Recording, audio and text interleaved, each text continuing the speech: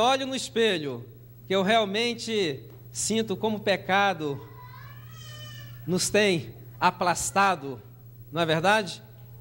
Agora, para alimentar esse gigante, qual foi a dieta que Deus deu para nossos primeiros pais? Vamos abrir a Bíblia no livro de Gênesis, no capítulo 1. Vamos ler o versículo 29. Aí está a dieta original que Deus deixou para nós. E diz o texto: e disse Deus: eis que vos tenho dado todas as plantas em que dá semente sobre toda a terra, vos será por alimento, e todas as árvores em que há fruto e que dá semente, também serão por alimento. O que está faltando nessa dieta? O que está faltando aí? Não está faltando absolutamente nada. Essa dieta tinha todos os nutrientes para alimentar aquele gigante de 4 metros e 1 tonelada, e certamente tem também todos os nutrientes para alimentarmos a nós com uma estatura muito menor. E aos animais, o que foi dado aos animais? Deus deixou uma dieta especial para os animais? Vamos ler o versículo 30, aí está. E a todos os animais da terra, e a todas as aves do céu, a todos que se arrastam sobre a terra, e quem tem fôlego de vida, todas as ervas serão por alimento. Pergunta: o que está faltando na dieta dos animais? Não está faltando absolutamente nada. Dentro daquele contexto de um mundo sem pecado, esses alimentos seriam suficientes para manter os animais em boa saúde. Agora, o que nós vemos aqui? Quando nós vemos pela televisão, por exemplo, um leão destroçando uma corça, o que nós estamos vendo o que é? É consequência do pecado. No plano original de Deus, logo no primeiro capítulo, ele deixa muito bem claro que nunca foi o seu plano que um ser vivo servisse de quê? De alimento para outro ser vivo. Já no princípio, até os animais deveriam ser o quê? Vegetarianos. E eu gosto de dar ênfase nessa parte, porque tem pessoas que dizem: não, é porque os carnívoros têm intestino assim, que tem o dente assado. Não, aqui está bem estabelecido que já no princípio, nenhum ser vivo deveria utilizar outro ser vivo, flesh, como alimento. Agora, vivemos num mundo de pecado, mas o profeta Isaías, quando ele tem a visão da nova terra, uma das coisas que ele diz na sua visão, ele diz o seguinte: que na nova terra o leão comerá o quê? Palha. Com quem? Com um boi. O que é que o profeta está vendo? Que na nova terra todas as coisas serão restauradas de acordo com o plano original de Deus. Agora, quando o homem pecou, primeira providência que Deus tomou, vocês sabem qual foi? Mudou a dieta. Foi a primeira providência. Além desses alimentos que nós vemos aqui mencionados em Gênesis capítulo 1, versículo 29, nossos primeiros pais tinham acesso a um outro alimento. Que alimento era esse? Era o fruto da árvore da vida. Quando o homem pecou, qual foi a primeira providência que Deus tomou? Cortou o acesso do homem à árvore, ao fruto da árvore da vida, para que ele não continuasse comendo e se tornasse um pecador eterno. Mas quando Deus cortou o acesso ao fruto da árvore da vida, ele acrescentou outro alimento na sua dieta. Vamos ver aí o que foi acrescentado em Gênesis, no capítulo 3, versículo 17 e 18. Aqui está falando das consequências do pecado. E diz o seguinte: e ao homem declarou: visto que você deu ouvidos à voz da sua mulher e comeu do fruto da árvore que ordenei, dizendo: não comesse dela, maldita é a terra por sua causa. Em dor e sofrimento trabalharás dela todos os dias da sua vida, ela lhe dará espinhos e ervas daninhas, e assim como os animais comerás as ervas do campo. Pergunta: por que Deus permitiu ao homem comer a erva do campo somente depois do pecado e não antes do pecado? Ajudar na digestão. Hã? Exatamente. Deus é misericordioso. Ele já sabia que o ser humano, ao transgredir as leis de saúde, ia começar a conhecer alguma coisa chamada enfermidades. E Deus sabia que nas ervas do campo haveriam propriedades para amenizar o seu sofrimento. Hoje os grandes laboratórios sabem disso. Mais de 70% dos fármacos, da onde vem? Das ervas do campo.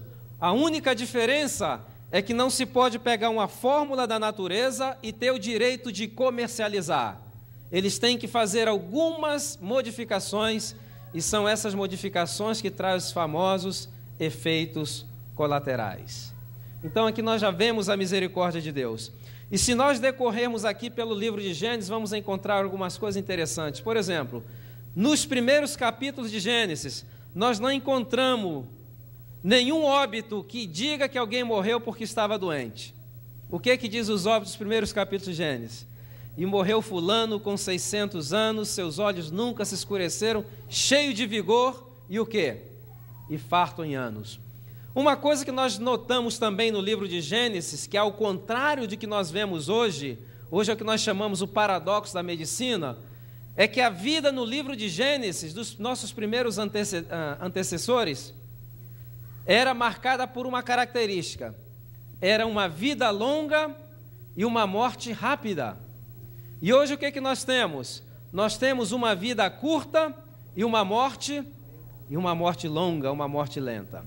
Hoje, por exemplo, se espera que os americanos que se aposentarão para o ano 2012 vivam até os 80 anos de idade.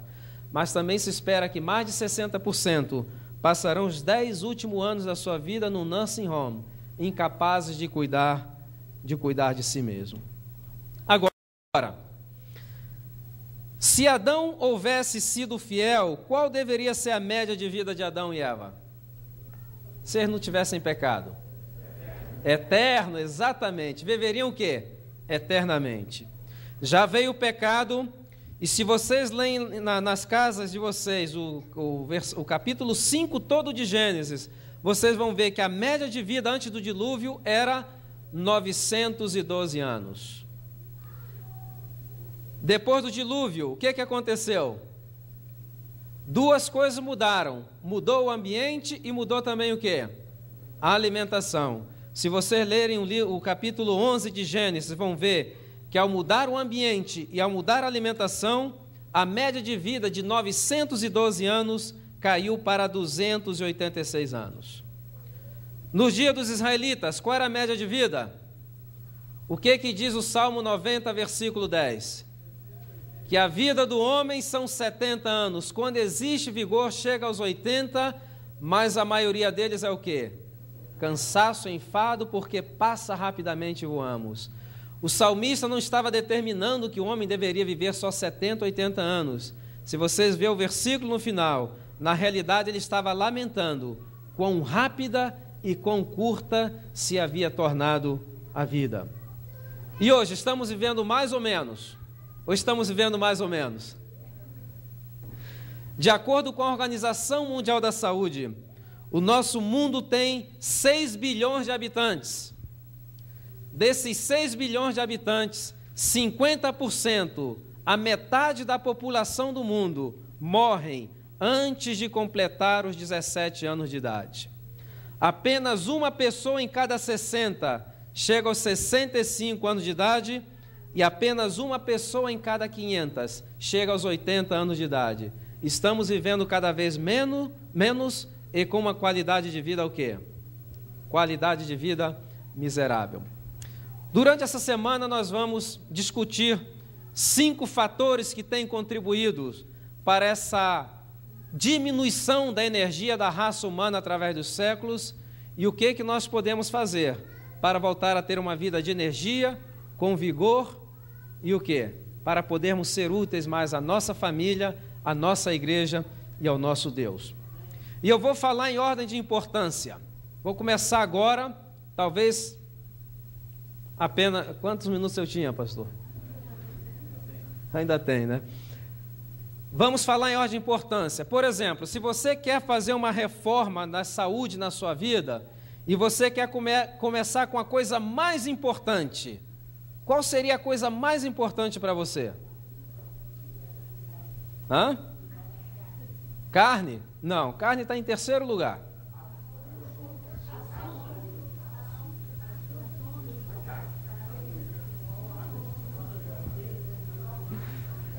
Coisa mais importante que nós deveríamos fazer e que vocês devem fazer seria, isso é urgente, isso é para ontem, reduzir a quantidade de alimento que você está ingerindo.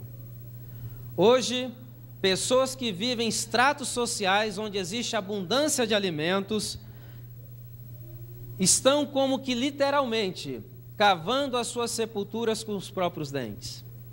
Em 1996, os cientistas que estudam o processo do envelhecimento publicaram um artigo no Time Magazine intitulado Forever Young, Jovens para Sempre. Depois de 30 anos investigando, pesquisando a nível molecular o processo do envelhecimento, eles fazem algumas declarações que nos assombram. E algumas dessas declarações em perfeita harmonia com o Espírito de Profecia. Diz eles o seguinte, que o mundo hoje está dividido em dois grupos. Existe um grupo que está morrendo porque não tem acesso ao alimento. E existe outro que está literalmente cavando a sua sepultura com seus próprios dentes. E eles mostram e provam a nível molecular por que o comer em excesso envelhece a pessoa precocemente e encurta a vida. Eles explicam isso de uma maneira bem clássica. E eu vou tentar fazer uma ilustração. O Espírito de Profecia diz que comer em excesso cansa mais do que trabalhar em excesso. Conselho sobre regime alimentar. Já repararam que nunca se comeu tanto e nunca se viu tantas pessoas tão cansadas? Por quê? Porque quando comemos em excesso, todo o nosso processo digestivo controlado pelo cérebro começa a drenar do nosso corpo aquilo que é conhecido como energia vital. E hoje, as pessoas comem mais do que devem, e dizem os cientistas, os gerontólogos, se nós reduzirmos em 30% a ingestão de calorias vazias, nós poderíamos aumentar em 40% a nossa expectativa de vida. E eles vão mais longe, diz que não somente poderíamos viver muito mais, mas poderíamos viver com uma excelente qualidade de vida.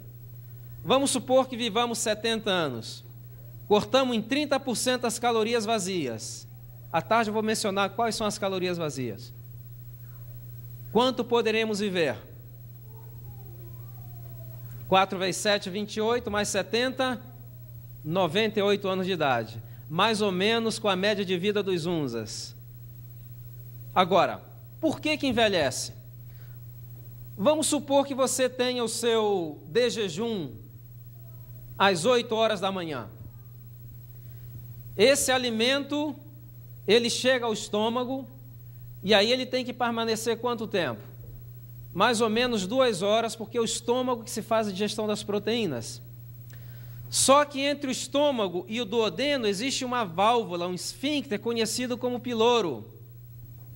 E hoje tem uma bactéria aí provocando um verdadeiro disarray nesse esfíncter. E por que ele fica fechado durante a digestão das proteínas? Porque o estômago produz o quê? Ácido. E é um ácido tão forte, se você colocar o dedo, ele queima. E como é que ele não queima? Por que ele não queima o próprio estômago? Porque o estômago conta de uma mucosa com uma geleia que não permite que esse ácido digira o tecido do próprio estômago. Quando uma pessoa tem um problema de gastrite, que aquela mucosa começa a se desfazer, o que acontece? O suco gástrico, o ácido clorídrico começa a digerir o quê? O próprio tecido do estômago, é um processo de autodigestão. O duodeno não tem essa proteção, então o esfíncter tem que estar fechado, porque se passa ácido clorídrico para o duodeno, o que vai acontecer? Úlcera gastroduodenal. Então, 2 horas, você comeu às 8 da manhã. Às 10 da manhã, o cérebro manda uma mensagem